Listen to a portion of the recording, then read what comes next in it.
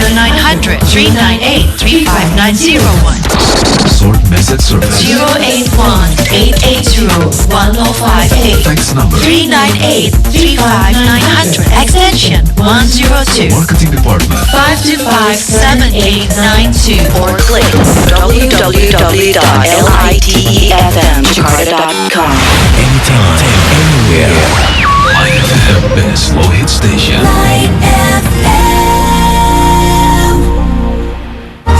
Light is beautiful. Light is beautiful.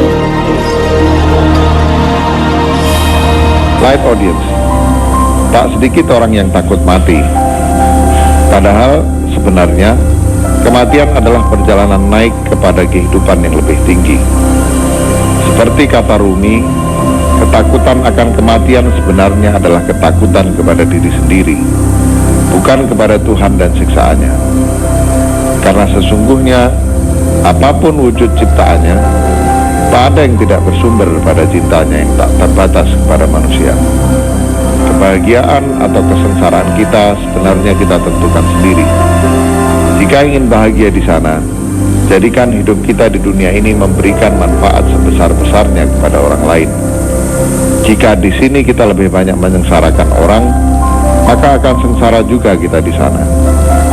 Bahkan sesungguhnya, berbuat baik kepada orang lain bukan hanya rumus untuk mendapatkan kebahagiaan dalam kehidupan setelah kehidupan dunia ini. Rumus yang sama sesungguhnya bisa mengantar kita untuk mendapatkan kebahagiaan di dunia ini juga. Karena itu Light Audience, mari menjadikan hidup kita sebagai rahmat dan berkah bagi orang lain. Mari memberi sebanyak-banyaknya. Dengan memberi sebanyak-banyaknya, kita akan memperoleh sebanyak-banyaknya.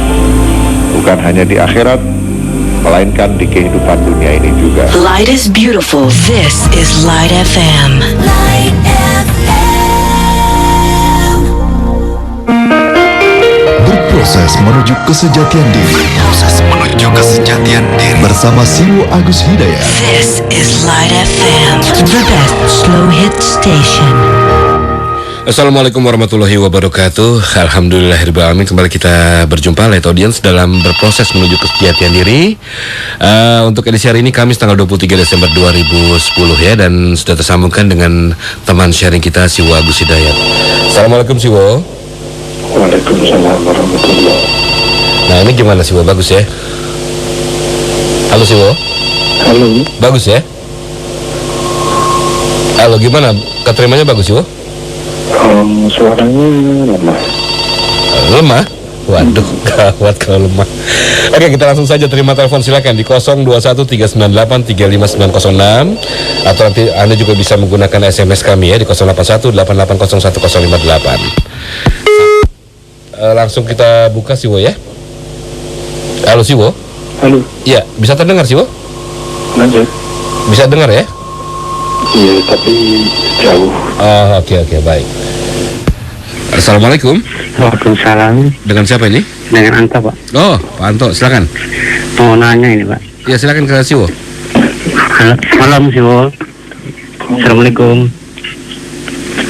Mau nanya ini, Pak. Apa yang disebut dengan Allah wujud gitu? Pak Anto di mana sebentar, Pak Anto? Di Kalibata. Kalibata. Oke, silakan. Apa yang disebut dengan Allah wujud? Apa yang disebut dengan Allah wujud? Iya. Oke, baik. Nah, satu lagi boleh nggak? Oke, silakan apa? Bagaimana caranya kita mengenal diri kita sendiri gitu, Pak? Mengenal diri sendiri ya? Iya. Oke, terima kasih ya. Ya, Assalamualaikum. Assalamualaikum warahmatullahi wabarakatuh. Bisa terdengar Siwo ya? Siwo? Bisa terdengar ya? Bisa. Oke, dari Pak Anto di Kalibata, apakah yang dimaksud dengan Allah wujud gitu loh. Kemudian bagaimana cara mengenal diri sendiri? Monggo Siwo, silakan.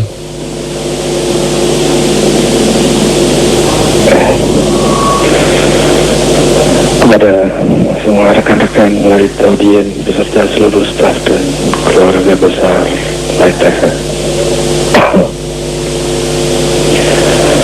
Assalamualaikum warahmatullahi wabarakatuh. Waalaikumsalam warahmatullahi.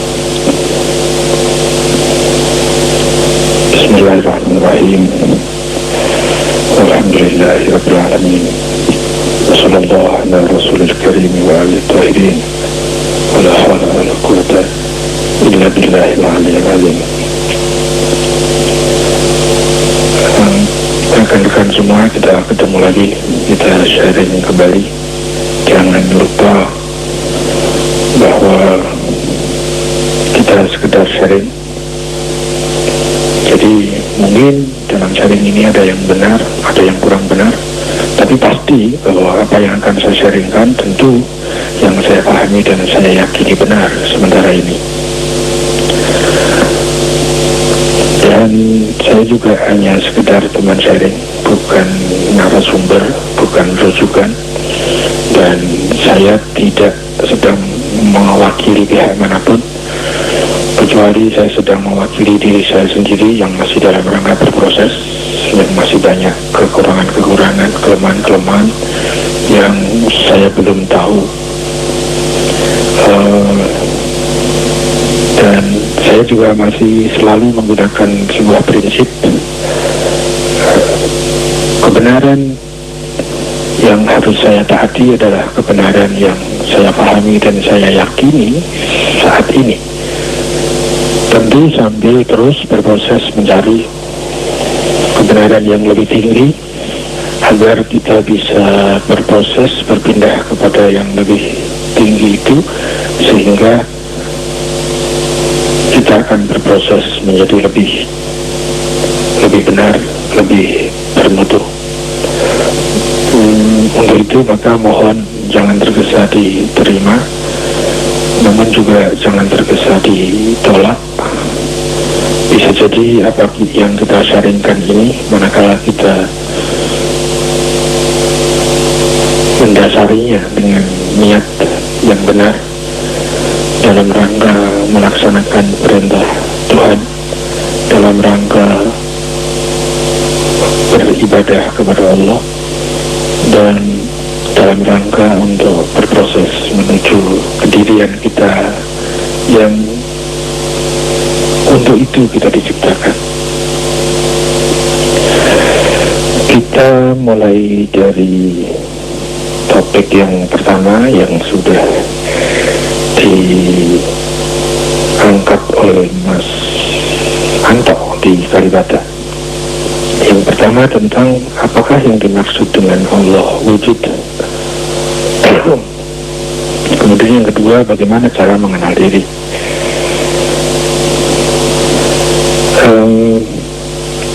Kita mulai dari yang pertama, Allah wujud. Apa yang dimaksud dengan Allah wujud? Kita mungkin sudah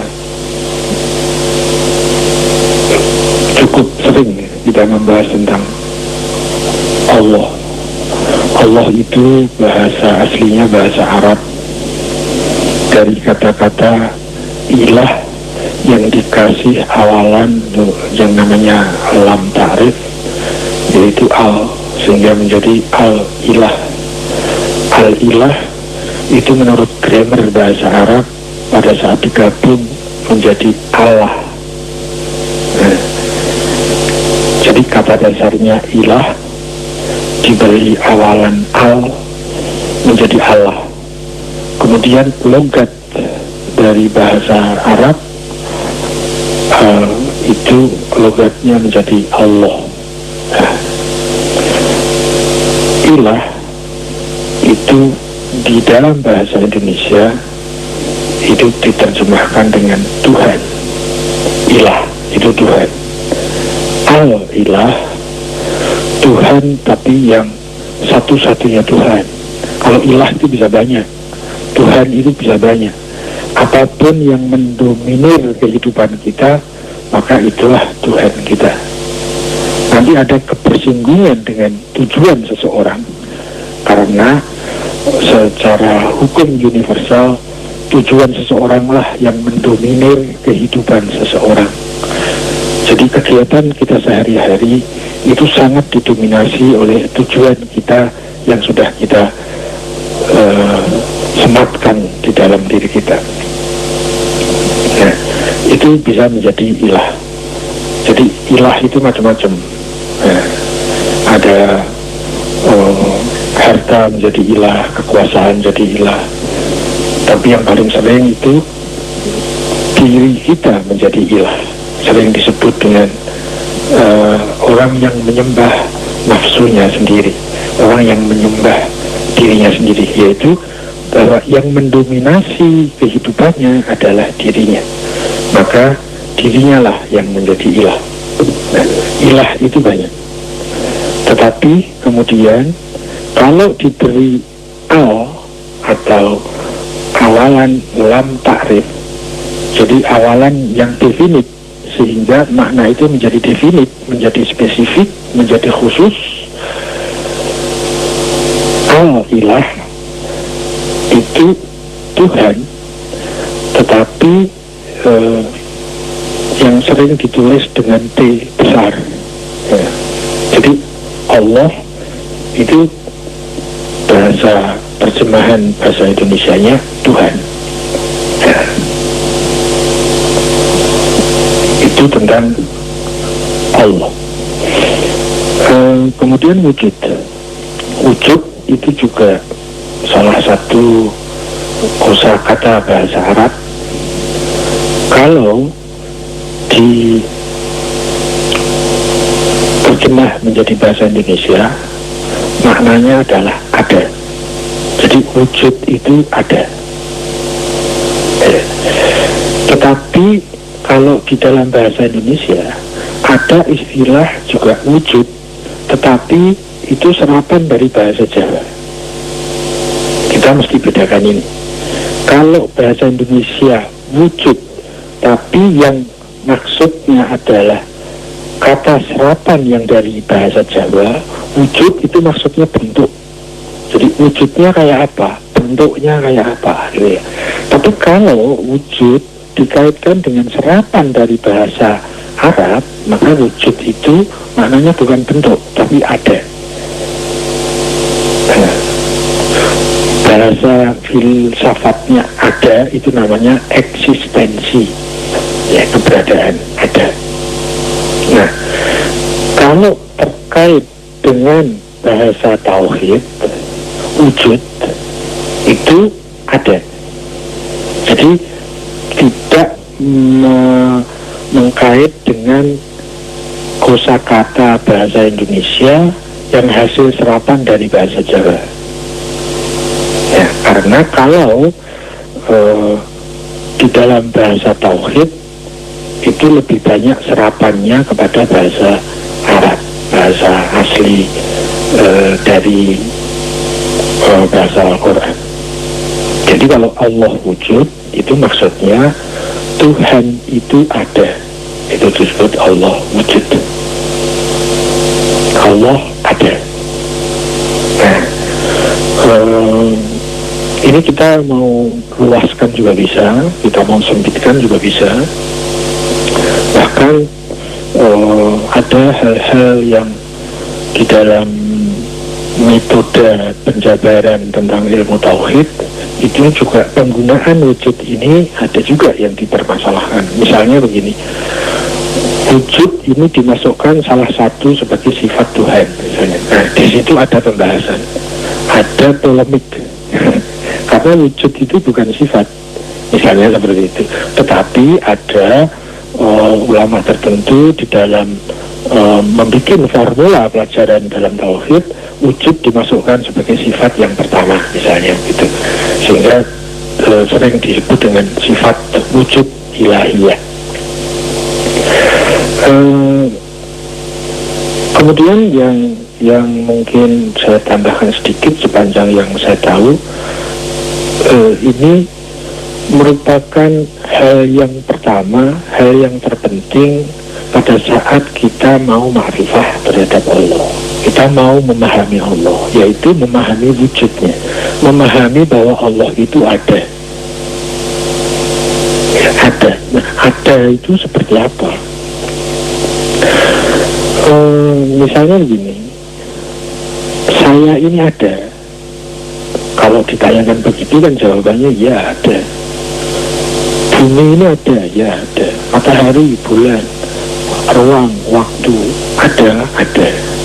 Kemudian kita kembalikan, Apakah Tuhan itu ada? Ada. Nah, nanti ada itu bisa ini mohon maaf ada bahasa teknis sedikit, ada yang disebut ada yang wahdah, ada tapi dalam kategori ada yang kasroh. Nah, ada dalam bentuk satu tapi ada dalam bentuk banyak. Nah, nanti ada jabarannya dalam pembahasan ilmu tauhid bahwa Tuhan itu ada dalam wahdah, ada dalam satu, satu yang bukan kesatuan. Sementara ada yang selain Tuhan itu adanya dalam kesatuan. Saya ini ada, tapi kesatuan dari jasmani dan rohani. Ya. Saya dibatasi oleh rohani saya dan jasmani saya. Pada saat jasmani dan rohani menyatu, maka itulah saya. Saya ada, tapi dalam kesatuan. Sementara ada yang satu itu tidak berunsur, tidak berbagi, tidak berbilang, tidak berelemen. Bahkan nanti pada pembahasan tauhid yang pada fase-fase yang agak rumit itu bahwa Tuhan itu juga tidak bersifat ya, tapi kita mau detail atau tidak, saya kira untuk saat ini yang global saja, yang tidak detail ya, bahwa yang membedakan antara adanya Tuhan dan adanya selain Tuhan itu adanya Tuhan itu satu, adanya selain Tuhan itu kesatuan. Adanya Tuhan itu dia sebagai sumber sebab, adanya selain Tuhan itu dia sebagai akibat. Tetapi dalam makna ada sebagai lawan tidak ada itu sama makna. Adanya Tuhan, adanya saya, adanya Anda, adanya alam semesta ini mempunyai makna sama. Ada yang lawan dari tidak ada. Tetapi kalau kita masuk kepada spesifikasi makna ada, itu mutunya berbeda-beda. Ada makna ada yang satu, ada makna ada yang kesatuan. Nah, kalau kesatuan itu satu, tapi satunya bisa banyak. Saya satu, Mas Sen satu, istri saya satu, Anda satu, gelas itu satu, di sana ada satu, sana ada satu, satu tapi banyak. Nah, itu satu yang kesatuan itu selalu begitu. Tetapi satu yang satu, yaitu satunya keberadaan Tuhan, itu yang disebut dengan satu yang bukan kesatuan, satu yang bukan satu yang kasroh, bukan wujud yang kasroh, tapi wujud yang wahdah, satu yang satu, yang tidak ada duanya, yang tidak berunsur, tidak terbatasi, maka nanti yang satu itu disebut sebagai sempurna. Nah, kalau satu yang kesatuan, itu pasti dia butuh kepada selain dirinya. Misalnya apa? Kalau dalam kesatuan, itu terjadi dari unsur-unsur yang berbeda, yang butuh penyatu, sehingga terjadilah kesatuan. Sehingga setiap yang berunsur pasti butuh kepada selain dirinya. Butuh kepada apa? Butuh kepada penyatu. Dari unsur yang berbeda menjadi satu. Itu butuh penyatu. Ya. Nah, kalau satunya Tuhan itu bisa berbeda-beda tetapi satu, maka itu pasti bukan Tuhan. Karena pasti butuh penyatu. Nah, penyatunya itu yang Tuhan, yang dia satu, tidak butuh penyatu. Kurang lebih seperti itu, sedikit sangat global tentang apakah maksud Allah wujud. Kemudian yang kedua, bagaimana cara mengenal diri. Kalau kita mau mengenal diri yang paling mudah, itu disebut dengan identitas.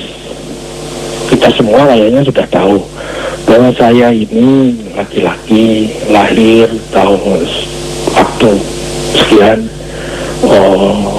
apa ya namanya, rambut hitam dan seterusnya, golongan darah apa, itu mengenal diri dalam makna identitas.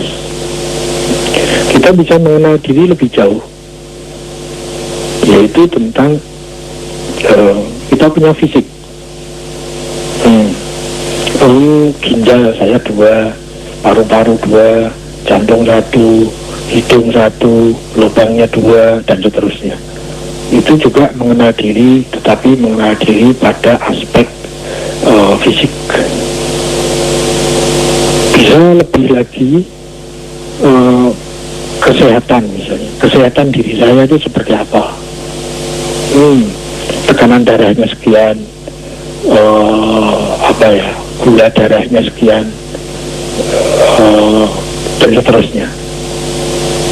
Itu sering disebut dengan ilmu fisiologi, ya, ilmu hal-hal biologi yang ada dalam diri kita. Nah, itu nanti bisa diperdalam lagi dengan ilmu yang lebih detail, sehingga menyangkut di sana ada hal-hal yang terkait dengan hal-hal yang matematis, biologis, kimiawi, dan fisika, misalnya seperti itu. Nah, kemudian bisa lebih jauh lagi mengenal diri, bahwa kita mempunyai fisik yang sangat spesial, sangat lembut, yang berupa saraf-saraf yang dia tersistem, yang kemudian disebut dengan otak. Jadi otak itu saraf diri kita yang fisik yang paling canggih, itu otak. Tapi tetap itu di daerah fisik, masih daerah fisik. Nah, bagaimana kita mengenal diri terkait dengan otak kita? Nah, nanti ada ilmunya tersendiri. Mungkin itu nanti terkait dengan kecanggihan penyerapan, kecanggihan penyimpanan, ya, ingatan misalnya. Nah, nanti ada kaitannya dengan IQ misalnya, kecerdasan, tingkat kecerdasan. Kita juga bisa mengenal diri di daerah itu, dan itu tentu lebih sulit dibandingkan pengenalan diri yang tahap sebelumnya tadi. Kemudian ada mengenal diri lagi yang terkait dengan sistem rasa kita. Bukan rasa yang berangkat dari fisik, tapi rasa yang berangkat dari sesuatu yang non fisik. Kita punya rasa senang, punya rasa susah, punya rasa sedih, ada rasa cinta, ada rasa benci, ada rasa puas, ada rasa mangkal, ada rasa dan lain-lain. Nah, kita juga bisa mengenal diri di daerah itu. Tetapi kalau kita sudah mengenal diri dari identitas kepada diri kita yang fisik, kepada biologis kita, kemudian fisiologis kita, sampai kepada psikologis kita, apakah kita sudah mengenal diri? Belum. Sudah sebagian, tapi belum semua. Dan yang intinya, inti dari diri kita itu bukan itu. Nah, kita lebih mempunyai inti lagi, yaitu diri kita yang rohaniah, bukan yang jasmaniah. Nanti mungkin itu terkait dengan karakter, kepribadian. Ya, yang dimaksud dengan karakter atau kepribadian itu bukan masalah mata, telinga, bukan masalah kecerdasan, bukan. Tapi ada sesuatu yang lain, yang lebih, nilainya lebih dalam, nilainya lebih tinggi dari hal-hal kecerdasan. Nah, orang menyebut misalnya ada kecerdasan emosional. Nah, itu lebih rumit dibandingkan kecerdasan rasional. Bagaimana kita mengenal seberapakah kecerdasan rasional kita, seberapakah kecerdasan emosional kita? Nah, berbeda. Apakah sampai di situ sudah selesai? Belum. Ada yang lebih dalam lagi, yang kemudian nanti disebut dengan kecerdasan spiritual. Nah, daerah sinilah yang paling sulit, yang paling rumit. Biasanya kalimat yang mengatakan mengenal diri itu larinya ke sini ini, bukan ke yang tadi-tadi, bukan, tapi kepada yang diri kita yang spiritual. Nah, bagaimana kita mengenal diri kita yang spiritual? Ya, kita sudah sering membahas tentang ini. Misalnya begini, secara global spiritual kita itu terdiri dari 2 unsur, yang masing-masing punya karakter, yang punya spesifikasi yang berbeda. Unsur yang satu yang lebih mudah tumbuhnya yaitu unsur nafas. Di sana ada kehendak bebas, di sana ada hak bebas pilih, di sana ada keinginan, di sana ada kehendak, dan cenderung lebih mudah tumbuh, lebih mudah untuk dikembangkan. Ada unsur lain di dalam spiritual kita yang sering disebut dengan nurani. Kadang dipakai istilah sanubari atau hati kecil. Dalam bahasa teknis filsafat nanti itu disebut sebagai al-akal. Akal. Jadi akal itu beda dengan pikiran. Kalau pikiran itu terkait dengan otak, tetapi kalau akal tidak berhubungan dengan otak. Akal itu pure spiritual. Nah, apakah kita sudah mengenal nafas kita? Apakah kita sudah mengenal spiritual nurani kita? Itu hal yang rumit, hal yang tidak mudah.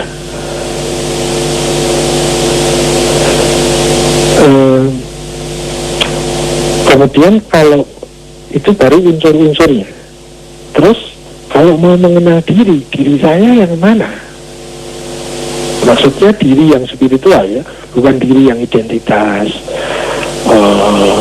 warna kulit, rambut, golongan darah, bukan itu. Tapi mengenal diri maksudnya diri yang spiritual. Nah, untuk mengenal ini, sepanjang yang saya tahu, kita tidak bisa kalau kita tidak lewat tuntunan Tuhan. Kita tidak bisa mengenal diri kita kalau kita tidak bertuhan. Kenapa begitu? Karena seseorang untuk mengenal nuraninya itu butuh bantuan dari Tuhan.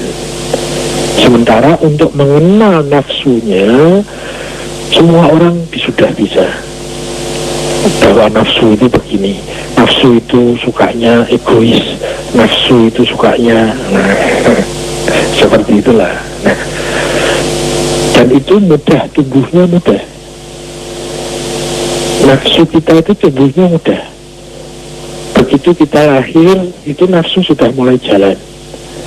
Dia ingin makan, dia ingin tidak lapar, ingin tidak sakit, dan seterusnya. Itu sudah ada. Bahkan kecenderungan nafsu inilah yang menggerakkan diri kita pada saat kita kecil.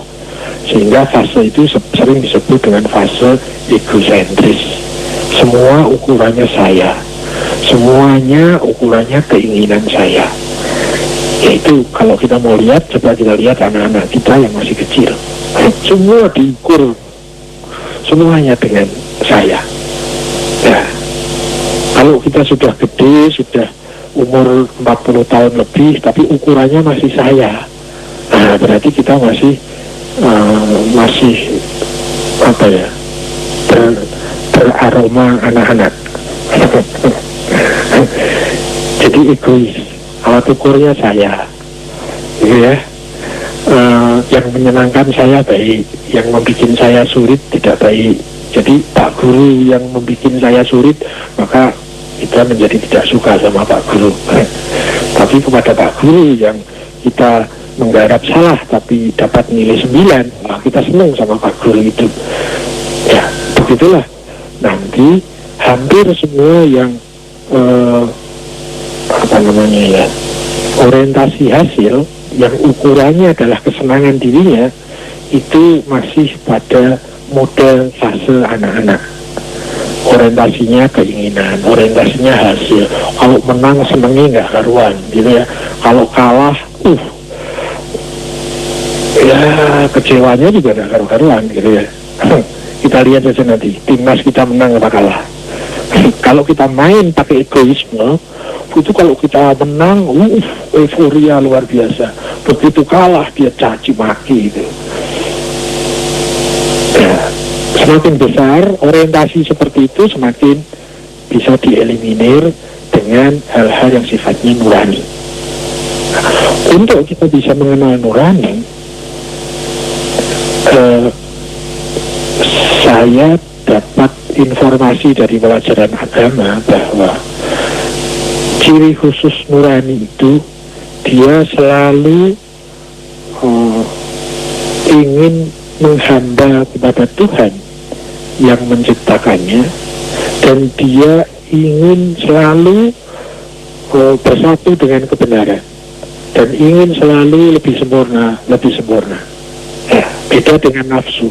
Kalau nafsu itu dia berangkat dari keinginan, sementara kalau nurani dia selalu berangkat dari kebenaran dan Tuhan. Kalau nafsu, kebenaran berangkatnya itu kesenangan dan saya, gitu ya. Jadi pusat kehidupannya saya, alat ukurnya kesenangan saya. Kalau nurani itu selalu dia mengkaitkan pusat dirinya itu kepada Tuhan, dan dia selalu orientasinya kebenaran. Itu. Nah, untuk membesarkan nurani, maka dia sangat bergantung kepada kekuasaan Tuhan, kehendak Tuhan. Nah, itu bedanya.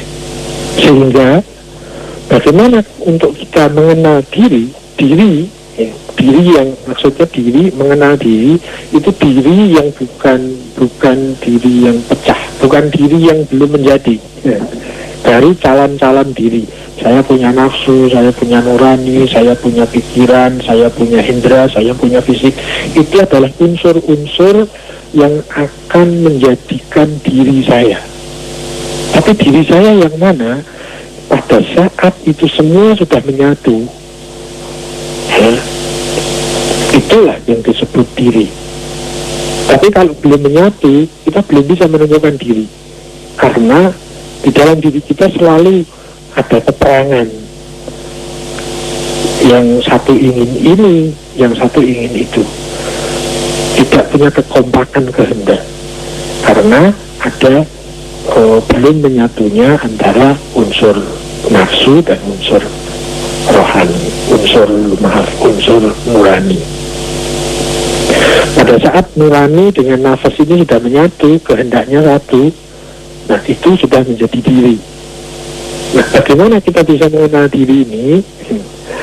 Saya memahami, untuk bisa mengenal diri yang seperti itu, kita terlebih dulu harus tahu sumber kebergantungan diri itu, yaitu Tuhan. Jadi, kalau ingin mengenal diri, kenalilah Tuhan, bertaslimlah dengan Tuhan, taatlah dengan Tuhan, menyatu dengan kehendak Tuhan, maka kita akan mengenal diri. Maka siapa yang sudah mengenal diri, pasti dia sudah mengenal Tuhan. Ya, yang kadang-kadang dulu ilmu saya terbalik. Siapa yang mengenal diri, maka dia mengenal Tuhan. Maka untuk mengenal Tuhan, kenalilah dirimu. Itu tapi ilmu saya dulu. Kemudian saya revisi. Setelah ada perkembangan-perkembangan, ada perdebatan-perdebatan, pergulatan-pergulatan, akhirnya saya harus revisi ilmu saya sendiri. Yang pada saat itu saya ya mengatakan yang benar ini, gitu ya. Tapi kemudian setelah berproses, kebenaran yang saya pahami benar itu saya revisi sendiri. Untuk bisa mengenal diri tidak mungkin kecuali kita lewat mengenal Tuhan. Setelah kita mengenal Tuhan, kemudian kita berserah diri kepada Tuhan, disitulah kita bisa menyatukan unsur-unsur diri kita menjadi satu di bawah komando kehendak Tuhan. Kita menjadi penghamba Tuhan, kita punya bosnya, satu-satunya bos adalah Tuhan. Nah, disitulah terjadi penyatuan yang disebut dengan diri. Berproses menuju kesejatian diri, itu maksudnya antara lain itu secara global seperti itu. Seseorang yang sudah bisa menemukan dirinya, pasti dia sudah tahu tentang Tuhannya. Barang siapa mengenal dirinya, maka dia pasti mengenal Tuhannya. Kurang lebih seperti itu, Mas Anto. Dan saya kembali ke pos. Iya, baik, terima kasih Siwo. Kita coba terima telepon lagi ya. Ikut jual karcis enggak situ? Jadi calo maksudnya Siwo? Tanggal 29. Jadi calo maksudnya? Calo tiket? Ya, di situ buka loket karcis enggak? Oh, udah habis, udah sold out. Itu saya nitip ke BPK habis. Udah sold out Siwo. Oke, kita coba terima telepon lagi, silakan ya di 021 3983 5906, silakan. Atau di SMS di 081 880 1058. Tapi sebelum kita coba terima telepon lagi Siwo, kita dengar dulu komersial break yang berikut ini ya Siwo ya. Siwo, kita dengar komersial break dulu. Baik, audience, nanti kita lanjutkan, tapi kita dengar dulu yang berikut ini. 105.8 Light FM, the best slow hit station, and Rolling Stone Cafe Jakarta present nonton bareng final Piala AFF 2010 Minggu 26 Desember dan Rabu 29 Desember 2010 di Rolling Stone Cafe Jakarta, Jalan Ampera Raya nomor 16 Jakarta Selatan. Dukung Merah Putih untuk Indonesia 1. Listen live 105.8 Light FM. Light FM, The best slow hit station. the best slow hit station. You can enjoy 24 hours. Streaming on www.litefmjakarta.com. Provided by Central Online. Central Online, MNC Tower lantai 3, Suite 305, Jalan Kebon Sirih nomor 17 sampai 19 Jakarta. Telepon 021 2355 0235. Fax 021 391 7700. Central Online, the most reliable internet. Well, audience, kita lanjut kembali dalam berproses menuju kesejatian diri. Untuk edisi hari ini Kamis tanggal 23 Desember 2010. Dan silakan, seperti biasa Anda bisa menggunakan telepon kami di 021 398 35906 bagi Anda yang ingin sharing bersama Siwo Agus Hidayat ya. Dan juga Anda bisa menggunakan SMS kami di 081 880 1058. Siwo? Halo. Ya, sambil kita menunggu telepon yang masuk, ini ada beberapa SMS yang sudah masuk Siwo. Suaranya sulit ditangkap. Iya, sebelum kita terima telepon yang masuk, ya, kita coba jawab SMS dulu. Karena sudah ada beberapa yang masuk nih Siwo. Ya Siwo? Halo Siwo? Terdengar Siwo ya? Ya sulit tuh. Ya, oke. Ini baik SMS Light Audience. Oh, berarti ada telepon yang masuk sebentar. Kita coba terima telepon dulu. Assalamualaikum. Waalaikumsalam. Iya, dengan siapa ini? Dengan Aida di Pondok Gede. Aida, Mbak Aida di Pondok Gede. Silakan dengan Siwo, Mbak Aida. Assalamualaikum Siwo. Waalaikumsalam, bisa lebih keras? Siwo, saya mau nanya. Ya. Sebenarnya misi utama dari pendidikan itu apa? Karena saya pernah dengar falsafah gitu ya, kayaknya dari Barat. Jadi intelligent plus character, that is the true goal of education. Maksudnya itu intelligent plus karakter adalah misi utama dari pendidikan. Nah sebenarnya kalau menurut saya itu, kalau orang cerdas tapi dia nggak peduli gitu dan mati cuek, menurut saya juga itu kurang bagus gitu.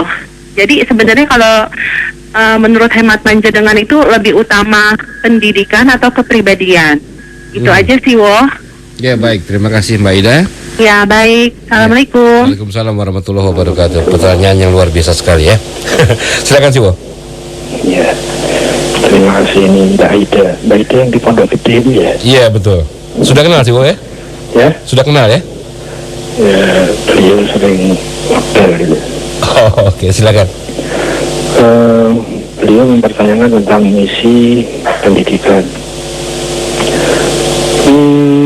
Kalau tadi yang saya tangkap begini, misi pendidikan itu mana yang lebih penting, pendidikan atau kepribadian? Ini saya tidak mengomentari pertanyaannya deh, saya langsung ke masalahnya. Sepanjang yang saya tahu, misi pendidikan di luar masalah pembahasan apakah bedanya antara pendidikan dan pengajaran, itu ada ruangnya sendiri, kita tidak masuk ke situ, kita langsung saja masuk pendidikan.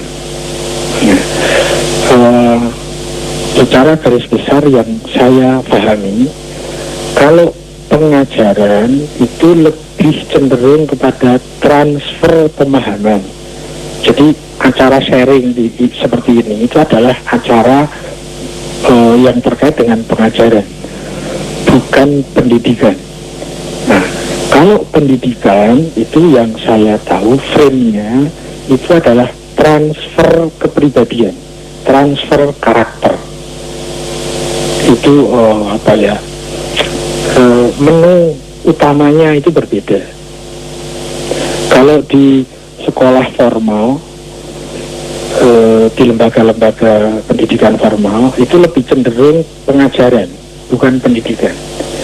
Kalau misalnya di camp ya, di camp pendidikan semacam sebagai contoh misalnya pondok pesantren gitu, itu fungsinya dua, pengajaran juga pendidikan. Banyak hal pendidikan yang termasuk di dalamnya pengajaran, tetapi tidak setiap pengajaran di dalamnya mengandung pendidikan. Nah, kalau yang ditanyakan apakah misi pendidikan, itu kayaknya di dalam undang-undang pendidikan kita sudah tercantum itu. Jadi misi pendidikan itu untuk membentuk manusia yang bertakwa kepada Tuhan Yang Maha Esa, gitu kan? Ya, itu antara lain poin-poin yang ada di dalam butir-butir undang-undang pendidikan.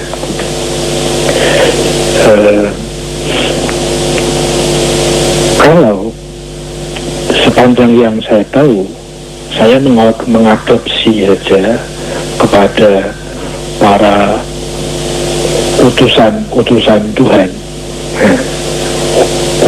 Utusan Tuhan itu berfungsi sebagai pendidik dan pengajar. Beliau mentransfer keilmuan, tapi juga mentransfer karakter, mentransfer kepribadian. Dia juga sekaligus menjadi contoh, teladan, dan panutan. Nah, saya nyontek saja dari situ tentang misi pendidikan. Karena menurut saya misi pendidikan yang terbesar itu adalah misi yang dibawa oleh para wakil Tuhan itu. Nah, apakah misi pendidikan? Misi pendidikannya adalah menjadikan manusia ini menjadi manusia. Itu yang saya kalau boleh saya singkatkan dalam kata seperti itu, dalam kalimat memanusiakan manusia. Itulah misi pendidikan. Maksudnya bagaimana? Ya, kalau manusia maka dia pasti bertuhan. Nah, manusia itu yang kita bahas di dalam bagaimana mengenal diri. Nah, diri itu yang namanya manusia. Manusia yang manusia dalam bahasa teknis disebut sebagai insan. Kita mempunyai banyak unsur di dalam diri kita ini. Ada unsur benda-benda ada unsur tumbuh-tumbuhan, ada unsur hewan, tapi juga ada unsur-unsur nilai ketuhanan. Nafas kita itu mewakili unsur hayawani. Kemudian nurani kita itu mewakili unsur ilahi, unsur malakuti. Nah, yang manusia itu adalah nuraninya, nafsunya adalah hewan. Memanusiakan manusia, kita makhluk yang berbentuk manusia, tapi berkarakter nurani, bukan berkarakter hayawani. Bagaimana memanfaatkan potensi hayawani, tetapi di bawah komando nurani. Itu yang saya sebut dengan memanusiakan manusia. Manusia itu kan banyak macam-macamnya. Ada manusia, bentuknya manusia, tapi karakternya hayawani. Ya kan? Ada tak? Ya. Ada yang bentuknya manusia, tapi karakternya itu karakter yang tidak manusiawi. Nah, karakter manusiawi adalah karakter yang dibangun dari komando nurani. Nuranilah yang mengkomandoi nafas, nuranilah yang mengkomandoi otak, nuranilah yang mengkomandoi indera, nuranilah yang mengkomandoi fisik kita. Sementara nurani itu di bawah komando Tuhan. Ya. Kurang lebih seperti itu. Nah, memanusiakan manusia, itulah misi pendidikan yang saya tahu dalam kalimat singkat seperti itu. Bagaimana agar bisa ke situ? Saya nyontek lagi kepada para wakil Tuhan. Menu pendidikan yang primer itu adalah tauhid, yaitu mengenal Tuhan. Setelah mengenal Tuhan, dia memahami Tuhan, dia kemudian meyakini Tuhan, kemudian mengimani Tuhan. Pada saat dia bisa mengimani Tuhan, dia mudah menyerahkan kekuasaan hidupnya kepada Tuhan, sehingga dia tidak terjebak kepada keinginannya sendiri, tidak terjebak kepada targetnya sendiri, tidak terjebak kepada cita-citanya sendiri, tetapi dia menggantungkan itu semua kepada Tuhan. Caranya bagaimana? Caranya dengan mentaati aturan-aturan Tuhan.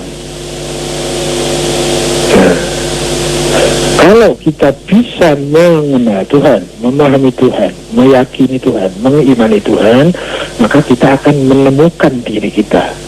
Seperti yang tadi kita bahas agak panjang. Untuk itu, cara yang paling primer dan tidak bisa diganti dengan cara yang lain, yaitu dengan menu tauhid, atau dengan bahasa yang lebih universal, monotisme. Ya, menu pelajaran dan menu pendidikan tentang tauhid inilah yang akan bisa membentuk manusia-manusia yang bukan manusia egois, bukan manusia hayawani, tapi menjadi manusia yang insani. Ya, kurang lebih seperti itu. Ada tauhid teoritis, ada tauhid praktis. Tauhid teoritis ada pada pelajaran tauhid, sementara tauhid praktis ada pada pendidikan tauhid. Ya, jadi itu yang saya bisa sampaikan menurut yang saya tahu.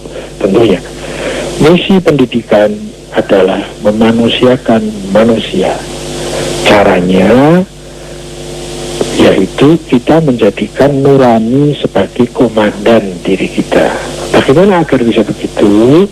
Kita harus mengenal Tuhan, memahami Tuhan, meyakini Tuhan, mengimani Tuhan, kemudian kita bergantung, bertaslim, menyerahkan diri, berserah diri kepada Tuhan, sehingga Tuhan menjadi bos kehidupan kita sehari-hari, menjadi komandan kehidupan kita sehari-hari yang pusat perintahnya adalah bos Tuhan Allah. Kemudian agen yang ada dalam diri kita, agennya Tuhan itu adalah nurani. Jadi nurani adalah wakil-wakil Tuhan pada setiap diri manusia. Ya, meskipun ada wakil Tuhan lain yang nanti disebut dengan Rasul, Nabi, Imam, dan lain-lain. Tapi dalam setiap diri kita itu juga ada wakil Tuhan, yaitu yang disebut dengan nurani. Ya, kita tidak akan menjadi manusia yang manusiawi kalau kita hanya cerdas saja. Karena cerdas itu hanya sarana. Kecerdasan itu akan dimanfaatkan oleh nafas atau oleh nurani. Kecerdasan yang dimanfaatkan oleh nafas, itu sangat berbahaya.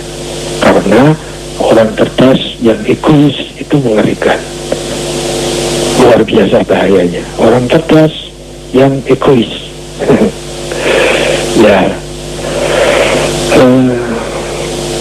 kurang lebih seperti itu yang saya pahami. Jadi kecerdasan, ya kecerdasan itu baik, tapi bisa menjebak. Kecerdasan itu bisa menghancurkan dirinya kalau dia dikomando oleh komandan yang salah. Orang yang cerdas di bidang agama, tetapi komandonya nafas, dia ngeri. Dia bisa berbuat yang mengerikan deh. Ada orang yang cerdas di dalam ilmu hukum, tetapi dikomando oleh nafasnya. Dia menjadi sarjana hukum yang egois, yang hanya membela kepentingannya sendiri, atau membela egoismenya. Mungkin egoisme kelompok, egoisme keluarga, egoisme partai, egoisme komunitas, dan lain-lain. Jadi semua bentuk pengajaran dan pendidikan ketuhanan yang Maha Esa itu mengerikan. Semua bentuk kecerdasan ketuhanan yang Maha Esa itu mengerikan. Semua bentuk kekuasaan ketuhanan yang Maha Esa itu sangat berbahaya. Semua bentuk popularitas ketuhanan yang Maha Esa itu juga mengerikan. Garuda di dadaku, ketuhanan yang Maha Esa itu juga hanya akan membentuk egoisme saja.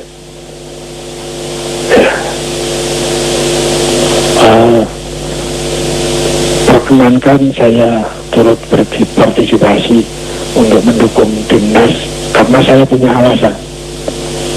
Alasan saya adalah timnas dibangun oleh Riedel saat ini dengan sebuah kebudayaan etika yang sangat santun. Tidak ada kesombongan di dalamnya, tidak ada bentuk kompetisi egoisme di dalamnya. Itu alasan saya mendukung timnas. Seandainya timnas prestasinya bagus tapi arogan, saya tidak akan pernah mendukung. Saya mendukung timnas, saya punya alasan. Para pemainnya santun, tidak sombong, disiplin, kemudian terjadi persatuan di sana. Mudah-mudahan ini akan menjadi selebriti baru, tapi yang bisa dicontoh karakternya. Paling tidak itu alasan saya ikut mendukung timnas. Seandainya alasan-alasan itu tidak ada, hanya sekedar prestasi menang kalah itu bukan sebuah nilai. Nilai adalah ada pada kepribadian, bukan pada kalah dan menang. Mudah-mudahan juga ini bisa menjadi sebuah aroma baru di masyarakat bangsa kita.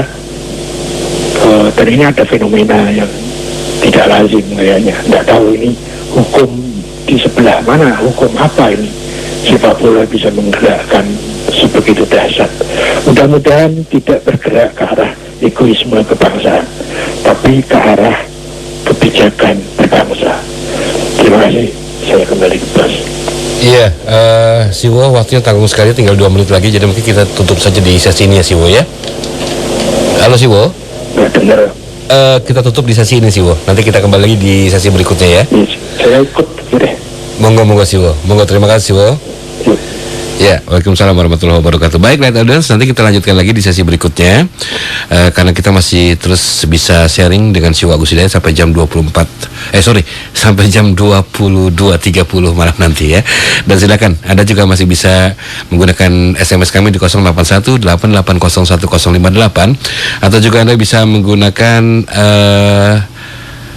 ya, telepon nanti di 021-398-35906. Tapi sebelumnya kita dengar dulu yang berikut ini. Listen live 105.8 Light FM.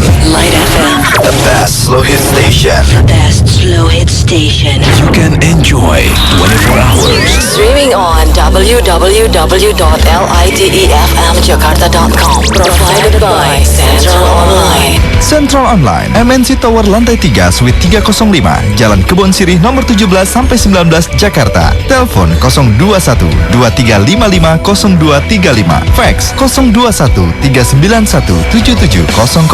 Central Online, the most reliable internet.